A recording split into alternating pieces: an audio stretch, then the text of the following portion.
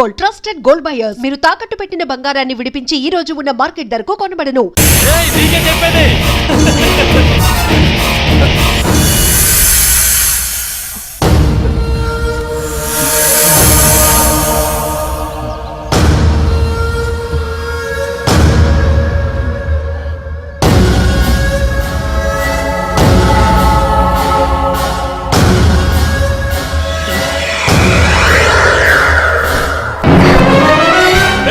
ఏంటి తాయెత్తు తీస్తావు?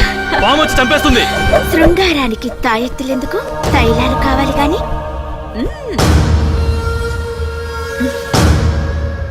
నీ పార్ట్నర్స్ ని తలుచుకో, మనం పని మొదలు పెడదాం.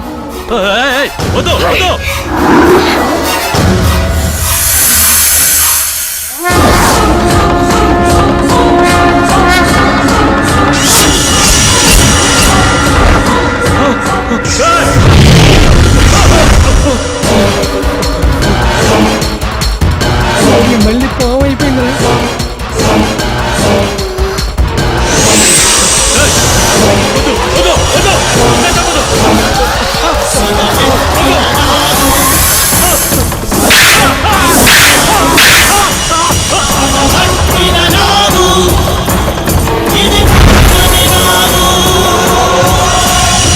అంటే ఇది తెలిసే చంపుతోందన్నమాట. బాబాయ్ ఇంకా చూస్తారంట్రా, అది వచ్చి కస్టమర్ కాటేసి లోపల మాంత్రికురాలకు చెప్పేద్దాం. పదండ్రా పదండి. నీ టింగర్ బుచ్చి, అరే నువ్వు కాపలా ఉండే, నాకేసాడు పాము వచ్చి కాటేసి. ఆగండి. ఎందుకమ్మా మమ్మల్ని కూడా ఇలా చంపేసి ఎవరన్నా అడిగితే ఏమైందని అడుగుదాం అనుకుంటున్నావా? నీతో ఎప్పటికైనా డేంజరే. నువ్వు ఆడపిల్లవి కాదు, పాము పిల్లవి. పదండ్రా. ప్లీజ్ ఒక్కసారి భయపడకుండా నేను చెప్పేది వినండి. నాకేం జరుగుతుందో నాకే తెలియడం లేదు. మిమ్మల్ని చంపిన వాళ్ళని అంతం చేయబోతుంటే వాళ్లే పాము కాటుకు గురై చచ్చిపోతున్నారు. ఈ మిస్టరీ ఏంటో నాకు అంత చిక్కడం లేదు డాడీ. ఆ రహస్యం నేను వివరిస్తాను.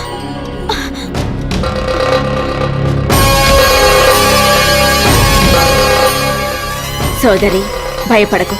నా కారణంగా నీకు ఏ అపకారము జరగదు. ఒక కార్యసాధన కోసం నేను నా భర్త భూలోకానికి వచ్చాం.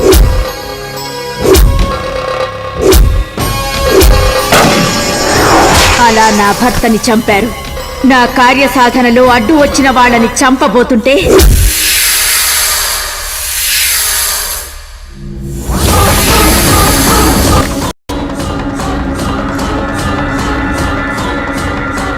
చెప్పులు వచ్చేస్తుంది.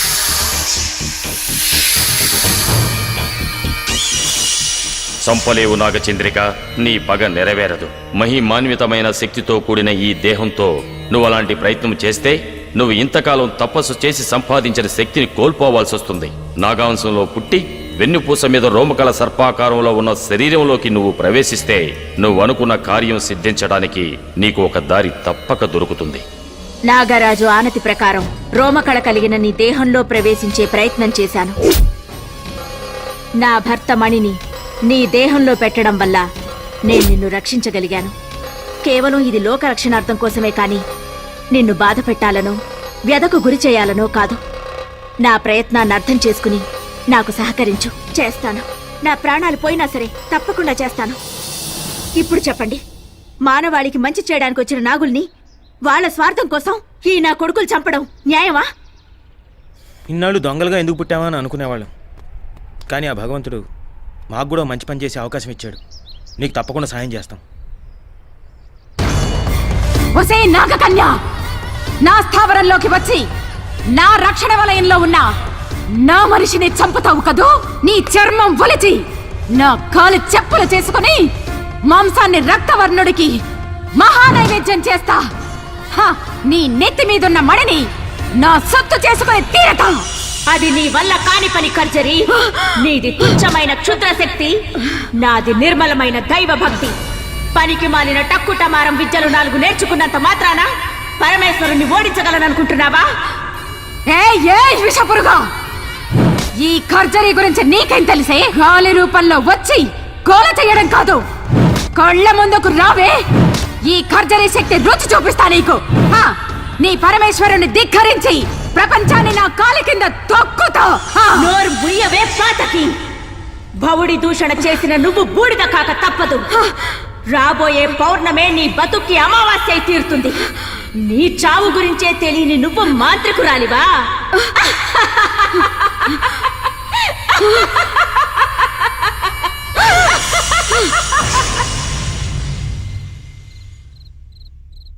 రేపే పౌర్ణమయ్యా. అమ్మాయి గారికి 23 నిండుతున్నాయి. మన ఊరి దేవతను రక్షించుకునే ప్రయత్నం చేయాలి కదా స్వామి. ఆ దేవత కారణంగానే నా కూతురు నాకు దక్కింది. అవును, రేపు పౌర్ణమి. నాగమణికి ఎటువంటి ఆపద కలగకుండా మనం కాపాడాలంటే రేపు రాత్రి ఒక అమ్మాయి మీదకు నాగశక్తిని ఆవహింపజేయాలి.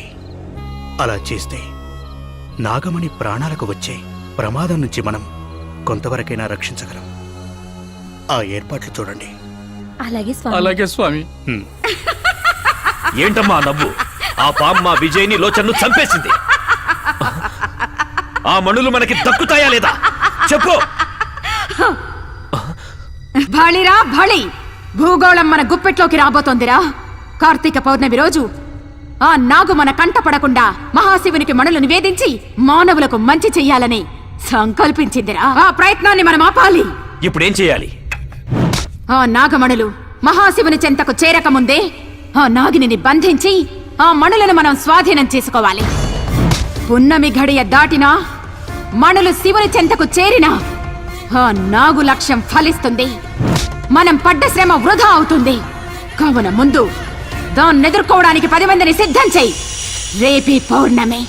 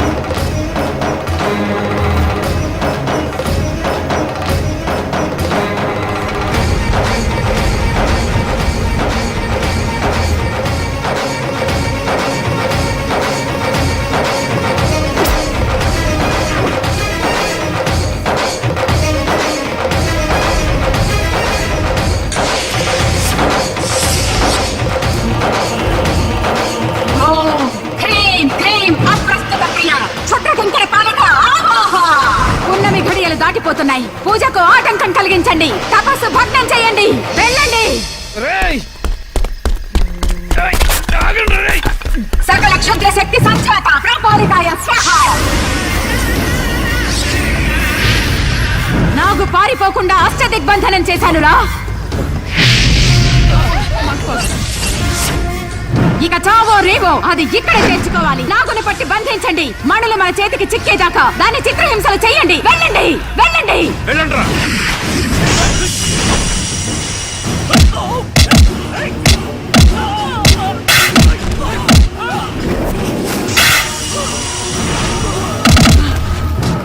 ఒకటి, 2, 3. నా ప్రయత్నం ఫలిస్తోందిరా.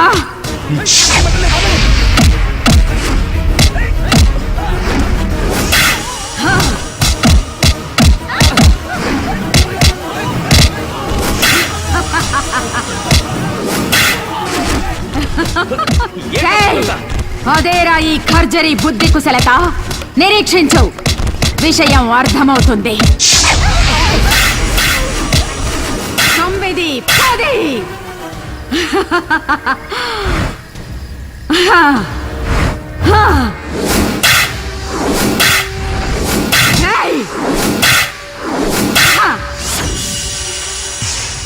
ఇప్పుడు అర్థమైందా?